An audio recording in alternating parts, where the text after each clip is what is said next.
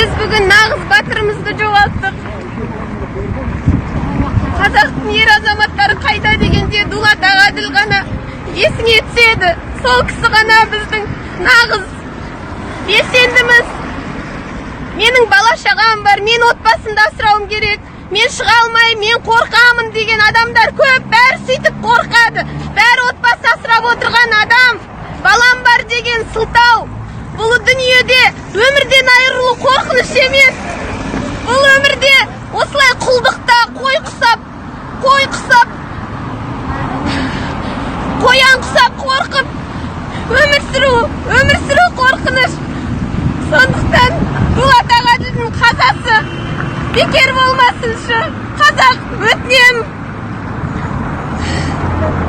бекер болмасыншы, шығыңыздар. Бала бар деген сылтау, мен міне баламен жүрмін. Ол сылтау, жұмыс істеймін, отбасымды асыраймын, оның бәрі сылтау. Ол сендердің іштегі қорқыныштарың сөйлеп тұрған. Намыстарың болса, болашақты ойласаңдар, шығыңдар. Ертең біз балаларымызды қандай болашаққа алып келеміз? Құлға айналған болашаққа ма? Дәл қазір келіп тұр уақыт, біздің Қазақстанды өзгертетін уақыт дәл бүгін туды. Бүгін міне шыдамның соңғы тамшысы. Бүгіннен бастап шықпасаңыздар, енді мен білмеймін болашағымыз не болатынын. Бүгін шешусіз сәт.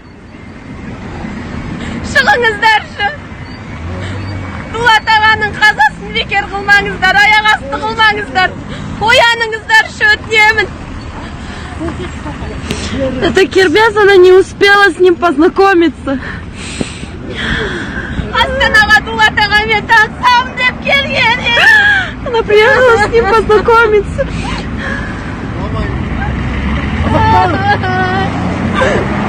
Үлгермей қалдым. Oldu kızım, Allah rıza basın sakar. Kullanma kadar. Она не успела с ним познакомиться. Она приехала в Астану для того, чтобы с ним познакомиться.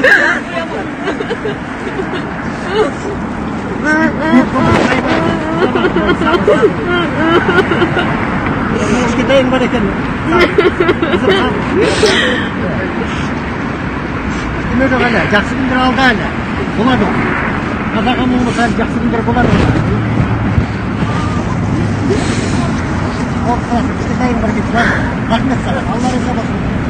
Осындай жастарымыз көп өссін.